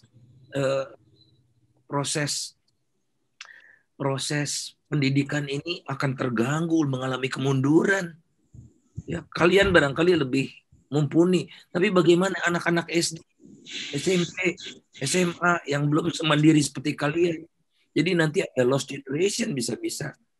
Nah, tolong teman-teman yang masih di kampus mikirkan gitu sama Pak Rektor gitu ya, supaya ya kita bisa maksimal gitu udah berinteraksi lewat, walaupun ada virus kita bisa terus.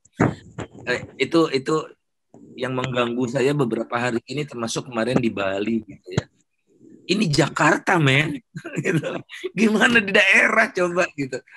Nah, adik-adik sekalian, oleh karena itu terkait dengan pertanyaan tadi ya. Jadi the only way bagi kita untuk mengurangi segala macam ketimpangan sosial, ketimpangan ekonomi, mobilitas politik dan sebagainya adalah dengan meningkatkan mobilitas manusia, social mobility tadi. Jadi buka akses seluas-luasnya bagi masyarakat untuk memperoleh pendidikan. Saya nggak yakin sekarang orang miskin bisa sekolah di UI. Saya nggak yakin. Ya kalau zaman kuliah saya dulu yang pakai mobil dikit banget.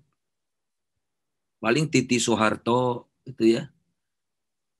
Kalau yang lain-lain mah nggak pakai mobil. Sekarang kalau tidak dibatasi mobil mahasiswa, mobil dosennya nggak kebagian parkir. Uang sekolah meningkat luar biasa. It's public school. Kalau saya sakit jantung, mudah-mudahan enggak ya, saya ke rumah sakit jantung Harapan Kita, itu ongkosnya kalau ngering 3 kali lebih mahal dari rumah sakit swasta di Malaysia. Tapi public hospital loh itu. Jadi ini peran negara nih apa? Katanya negara makin kaya, sekarang kita udah upper middle income. Tapi makin tidak bisa menyejahterakan rakyatnya lewat pendidikan yang berkualitas, lewat kesehatan yang ini vaksin ini hanya yang gratis 30%. Mau herd immunity seperti apa? Jadi kembali kita tuntut sekarang akses kepada pendidikan, akses kesehatan dan pekerjaan yang layak. Nah, itulah yang akan mempercepat penguatan kelas menengah. Kalau kelas menengahnya kuat, kelas menengahnya makin cerewet. Sehingga tidak bisa macam-macam itu politisi. Gitu.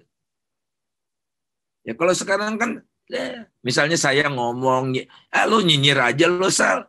Rakyat, jadi nggak gema gitu kita tuh. Nggak gema. Karena kesadaran kolektif masyarakatnya seperti itu. Dan di tengah keapatisan masyarakat terhadap negara, maka muncul sosok-sosok yang dicintai oleh rakyat seperti Rizik itu. Di tengah kekosongan itu. Ya. Kan kehilangan, partai politik tidak bisa saluran aspirasi. Nah, Rizik memenuhi kebutuhan masyarakat akan yang hilang itu. Gitu. Nah, ini kan jadi bahaya. Jadi, undemokratik dilawan dengan undemokratik gitu. Demokratik prosesnya sendiri menjadi hilang. Nah, yang bisa membuat Joe Biden menang kan middle class kan. Middle class di urban dan suburb. Dan yang berpendidikan. Jadi yang mendukung Donald Trump yang tidak berpendidikan. Yang pendidikannya di bawah college gitu. Jadi cuman SLTA gitu kalau di kita ya. Ya pendidikannya SLTA di desa gitu. Yang akses informasinya juga gitu ya. Sehingga ya apa yang dikatakan Donald Trump itulah kebenaran. Nah, muncullah nih kelompok muda yang makin kuat, tapi kelompok muda yang makin kuat, misalnya di Indonesia itu, kalau akses ke mereka kepada universitas makin susah. Kalau saya misalnya lahirnya terlambat seperti sekarang, saya nggak bakal bisa ke UI adik-adik sekalian. Saya dari keluarga miskin, sangat miskin ya, sangat miskin. Saya lebih banyak tidur di masjid dulu, karena di rumah saya cuma ada patromak, belum adik-adik saya gitu. Saya tidurnya di masjid di Salemba. Kemudian tingkat 3 saya di LPM ya, saya tidurnya di kantor Lembaga Pendidikan Ekonomi Masyarakat itu dekat kamar mayat itu. Jadi kalau mau ke LPM lewat kamar mayat, kadang-kadang merinding gitu ya. Nah itu karena I didn't have an access yang bagus gitu untuk pendidikan itu. Tapi saya punya gitu. Punya akses untuk masuk UI. Semiskin-miskinnya ayah saya bisa cari uang 15.000 buat 1 semester. Ya dulu uang makan cuma berapa gitu. Kalau sekarang aduh naik terus. Naik terus karena apa? Subsidi negara untuk public school-nya diturunin terus. Disuruh cari uang sendiri, dibikinlah apa badan usaha khusus gitu-gitu. Ini sehingga yang tidak punya akses semakin banyak, yang punya akses dari kalangan elit. Jadi hanya orang kaya yang bisa memperoleh pendidikan bagus dari SD sampai SMA. Nah, karena dari SMA, SMP-nya bagus, akses ke universitasnya juga lebih mudah gitu daripada saudara-saudara kita yang di desa. Dulu di Fakultas Ekonomi UI wajib ada dari seluruh provinsi. Jadi 1 provinsi harus ada. Dan itu dibayarin. Awalnya tidak dikasih beasiswa, cuma dikasih apa? Dikasih otomatis gitu ya, masuk FEUI. Kita selidiki yang drop out itu, oh ternyata kemudian bukan yang drop out, yang memenuhi panggilan sedikit. Karena apa? Nggak punya uang buat transport ke Jakarta. Masya Allah, kita nggak sadar itu. Kedua, banyak yang drop out. Karena apa? Cultural shock. Itu di zaman dekannya Pak Dorojatun Koncorojakti. Itu orang luar biasa itu. Ya. Nah, apa yang dilakukan? Dikasih tiket untuk datang ke Jakarta, kemudian dimasukkan asrama. Kalau dulu asrama itu hanya boleh untuk tingkat 3 ke atas. Kalau sekarang tingkat 1, karena justru cultural shock-nya itu bisa dikurangi kalau tinggal di asrama gitu kan. Jadi udah benar yang sekarang. Seperti anak saya sekolah di Edinburgh, tingkat 1-nya tahun pertama wajib di dorm. Tapi tingkat 2 wajib keluar dorm gitu. Karena untuk memudahkan kan dekat universitas segala macam gitu-gitu. Nah, kemudian ada pembimbing psikologinya, apa sih namanya itu? Kan ada pembimbing akademik, ada pembimbing non akademik gitu ya, yang curhat gitu-gitu. Ada Ibu Sinta namanya. Bu Sinta Wati Farwoto, suaminya di Fakultas Teknik gitu. Jadi kalau ada yang mengalami gangguan-gangguan kejiwaan, nah, curhat ke Bu Sinta, selesai gitu. Baru wah bagus semua. Mereka sebetulnya hebat kan. Tapi faktor akademik. Nah, sekarang negara nggak peduli sama begini-beginian. Jadi yang masuk UI itu anak jenderal, anak pejabat, orang kaya gitu ya, gitu-gitu. Karena mereka bisa melakukan apapun lewat jalur internasional lah namanya. Ada dulu mah tes cuma sekali aja udah. Namanya Skalu. Apa lu Skalu juga saya lupa tuh. Ujian saringan 5 universitas gitu. Itu ada Skalu lah. Udah, nggak ada tuh level apa. Sekarang aduh, dibikinlah. Masa coba, kelas internasional itu maksudnya apa sih? Meningkatkan pangsa pasar satu universitas sehingga mampu untuk meraih mahasiswa dari luar negeri yang tidak berbahasa Indonesia gitu kan. Itu internasional. Kalau ini lapisan masyarakatnya semua beres, yang masuk partai politik juga beres. Karena apa? Mobilitas vertikalnya itu nggak jalan. Disumbat semua. Kalau Anda mau jadi presiden, ya Anda nggak bisa kalau nggak partai politik. Harusnya boleh gitu, independen gitu. Kenapa wali kota boleh, kepala desa boleh, bupati boleh, gubernur boleh, presiden nggak boleh? Kan aneh konstitusi kita itu. Tapi mereka kan yang mengubahnya. Kemudian threshold 20%. Ya calonnya 2 terus. Saya udah berjuang sama teman-teman gitu ya, threshold itu 0%. Tapi gagal di Mahkamah Konstitusi. Nah, semua ini kita usahakan terus. Jadi istilahnya kita punya rumah Indonesia ini, ventilasinya kita bikin. Kalau sekarang sumpek, lo lagi itu. Jadi ya tugas kita bersama, saya juga punya kewajiban, adik-adik juga punya kewajiban. Bang, maaf nih izin waktunya Bang sudah mau habis, tapi masih ada pertanyaan lagi nih Bang. Yuk. Ya. Wah, ada Mas Wahyu ya, Wahyu Gerat ya. Wahyu Gerat nih. Terima kasih Mas Ican atas kesempatannya. Mungkin saya langsung aja. Tadi seperti yang sudah disebutkan oleh Pak Faisal Basri bahwa Indonesia itu sebenarnya dari awal tidak menentukan ideologi ekonomi politik kita yang jelas. Nah, mungkin langsung ke pertanyaan, apakah langkah Indonesia yang tidak menentukan arah politik ekonomi yang jelas dari awal dan malah memilih Pancasila sebagai landasan politik ekonominya dapat dikatakan sebagai sebab dari permasalahan Indonesia yang mungkin sekarang kita alami? Karena ekonomi Pancasila tersebut mungkin seakan-akan hanya sebuah harapan palsu bagi masyarakat Indonesia. Dan ketika misalnya pemerintah mengeluarkan sebuah kebijakan yang dirasa tidak sesuai dengan perwujudan dari ekonomi Pancasila, misalnya melalui adanya sila kesejahteraan sosial bagi seluruh masyarakat Indonesia, masyarakat Indonesia itu akhirnya menentang keadilan sosial Indonesia. Ya, keadilan sosial bagi seluruh masyarakat Indonesia.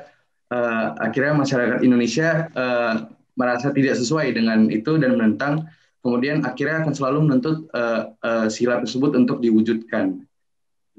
Dan mungkin kalau boleh tahu, poinnya apakah itu langkah pemerintah yang tidak menentukan arah politik ekonomi yang jelas dari awal itu sebuah permasalahan yang kita alami sekarang? Oke, mungkin langsung ke Husein ya, Husein, biar nanti bisa dijawab langsung sama Bang Faisal. Husein, silakan Husein. Ya, makasih Pak. Udah jelas belum Pak? Takutnya nanti. Udah, oke. Ya.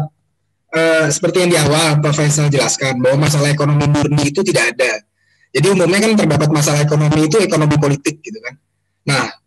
Nah sudah banyak nih aktor-aktor seperti Bapak contohnya yang udah berusaha memberi solusi untuk menyelesaikan permasalahan politik ekonomi yang ada. Tetapi kok pemerintah itu sepertinya masuk telinga kanan terus keluar kiri aja gitu Pak. Tidak ada hasil yang berdampak besar atas masalah yang ada. Terus bagi angkatan kita nih, angkatan muda, itu perlu melakukan tindakan apa lagi kalau memang ujungnya hanya one way communication dengan pemerintah. Sepertinya kayak kaum oligarki ini sudah sangat jelas terlihat bagi masyarakat gitu. Masyarakat udah melihat bahwa udah jelas banget ini kaum oligarki ini. Cuma kayak hanya saja rasa malu mereka tuh sudah hilang. Jadi yang penting kuat dan kaya, udah nggak peduli yang lainnya. Oke, poinnya apa Husein? Oke. Jadi tindakan apa yang perlu kita lakukan kalau emang yang angkatan Bapak udah melakukan, cuma ya nggak ada dampak, terus kita melakukan apa lagi gitu. Makasih. Silakan Bang. Oke. Ini mungkin pertanyaan terakhir Mbak Nonop ya, dua ini ya. Bung Wahyu. Setuju. Jadi negara kita nggak punya ideologi. Dan negara harus punya ideologi kan. Oleh karena itulah, Pancasila apa? Pancasila itu falsafah hidup bangsa, nilai-nilai inti bangsa. Jadi sebetulnya selangkah lagi untuk terwujudnya ideologi gitu. Oke. Apa itu? Memilih kendaraan kan yang belum. Coba Anda bayangkan, kita merdeka, oke, ekonomi perang lah bisa dibilang ya. Kemudian ekonomi liberal kita pernah coba 50-59. Tapi kembali ke Undang-Undang Dasar, kemudian ekonomi terpimpin kan? Komen ekonomi komando. Lantas, zaman Pak Harto, ekonomi terencana. Semua sudah kita coba. Kenapa semua sudah kita coba? Karena belum ada satu standar pun yang membuat bangsa ini konsisten. Jadi masih suka-suka ganti kendaraan. Di tengah jalan ganti bemo besoknya ada mikrolet gitu. Karena memang terbuka luas untuk pilihan-pilihan itu.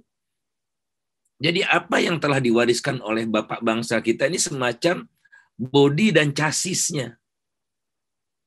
Kalau kendaraan itu. Nah kita harus sempurnakan untuk jadi mobil yang bagus. Jadi kita bukan anti Pancasila, enggak. Jadi nilai-nilai intinya dari ideologi itu Pancasila. Jadi pertanyaan mendasarnya, apa sih peran negara? Sampai sekarang belum jelas, masih diperdebatkan. Capek. What is the role of state? What is the role of market? Sampai sekarang enggak selesai-selesai. Demokrasi ekonomi. Oke, kita pilih demokrasi ekonomi, tapi definisikan di Undang-Undang Dasar itu. Makanya muncullah kekacauan-kekacauan di tengah jalan. Contohnya 4 pilar itu yang disosialisasikan oleh MPR. Itu kan konsep yang salah dan sudah tidak boleh disosialisasikan, dipakai lagi oleh Mahkamah Konstitusi. Tapi nggak peduli itu MPR. Tetap aja. Jadi kalau pilar kan empat pilarnya kedudukannya sama. Ini beda, Pancasilanya di atas kan harusnya, bukan pilar. Kenapa Pancasila, Undang-Undang Dasar 45, NKRI, satu lagi apa tuh? Negara Kesatuan, pilar. Aduh, kacau. Nggak jelas gitu stratanya. Karena apa ya, kita memang kacau, pantas aja gitu. Karena ya seperti itu. Oleh karena itu, saya pernah nulis buku ya, dari kuliah umum saya sebetulnya di Paramadina itu dibiayai oleh Asia Foundation itu ternyata ya.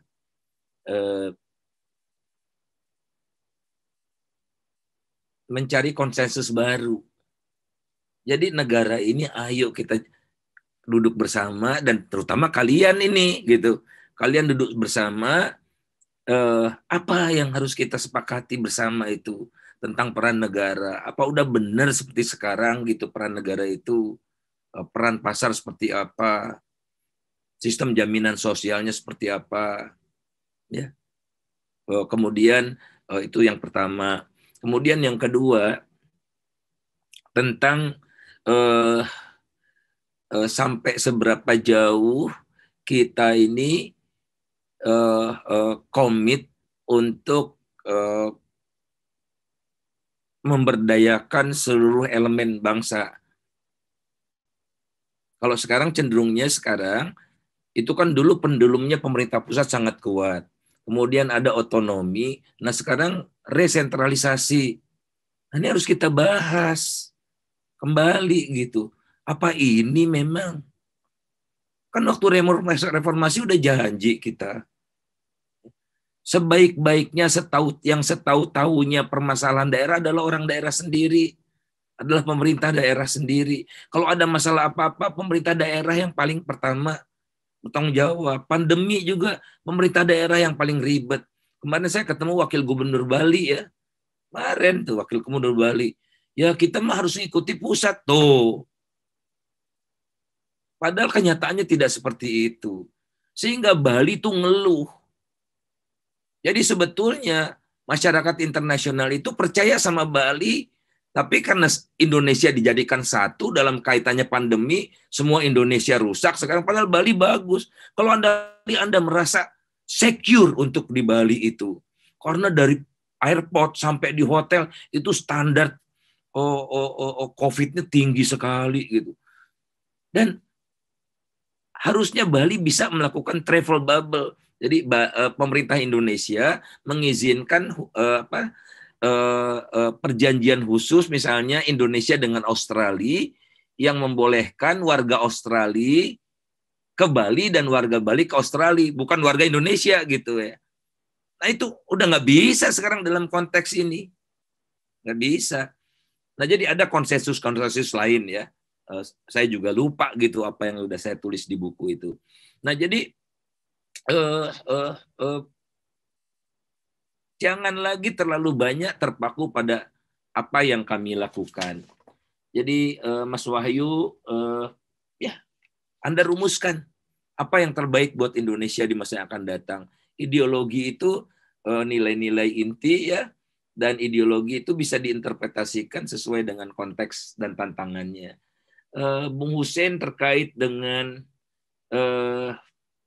next itu tadi juga rasanya hampir sama nih jawaban untuk Bung Hussein sama Bung Wahyu ya. Jadi Anda yang menggulirkan itu, Anda yang mengkonsolidasikan itu, ternyata bisa ya saya diskusi dengan mahasiswa ITB nih.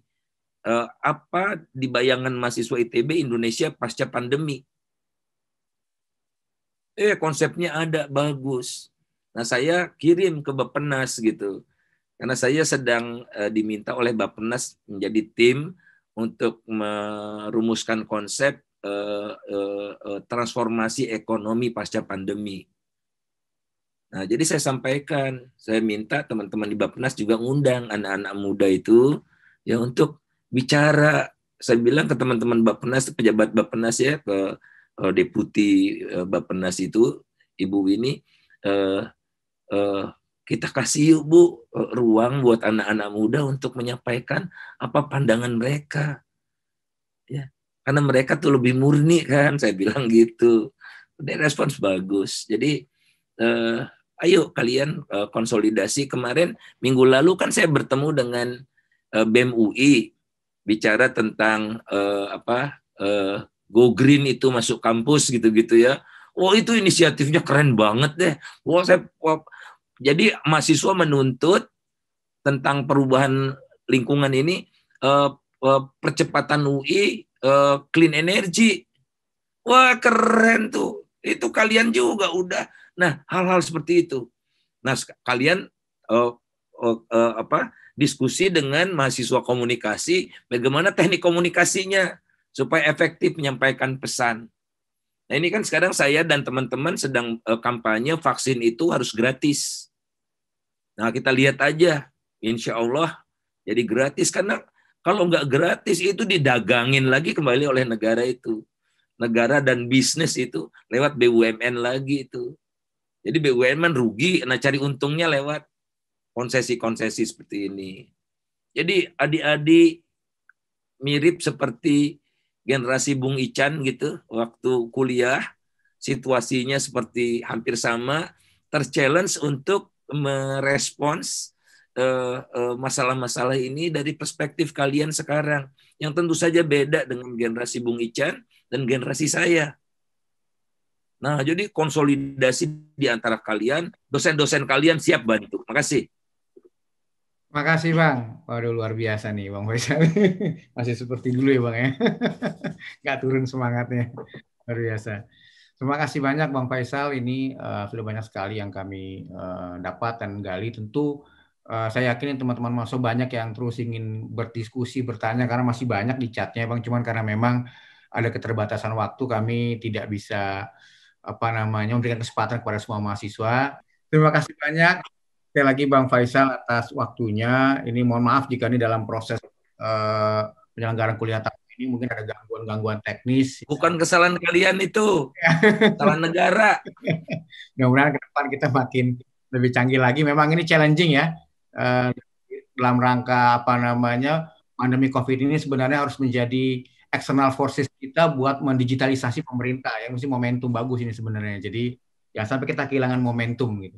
Terima kasih banyak Bang Faisal. Mudah-mudahan kita bisa bersua lagi dan sekali lagi terima kasih juga kepada teman-teman mahasiswa. Mohon maaf jika belum sempat bisa disampaikan pertanyaannya karena waktu yang terbatas. Tapi nanti kita akan atur untuk diskusi terus karena ini tema yang sangat men-challenge kita semua ya tentang ekonomi Pancasila dan di tengah-tengah perjalanan Indonesia ini sudah banyak mengalami masa tahapan dan bahkan segala sistem tadi diubah oleh kita. Jadi mungkin tantangan kita ke depan buat generasi kita, generasi kalian ya, kita bisa mengembangkan pemikiran dan ide-ide kita untuk bangsa dan terima kasih. Demikian dari saya kembalikan kepada Mas Nono. Assalamualaikum warahmatullahi wabarakatuh. Terima kasih Mas Ican, terima kasih Mas Faisal. Secara khusus saya ingin sampaikan mohon maaf kepada Sabrina, Bintang, Hafid, Aulia Putra. Ini adalah para mahasiswa yang tadi memberikan pertanyaannya bagus-bagus. Mohon maaf ya, nggak bisa dijawab semuanya.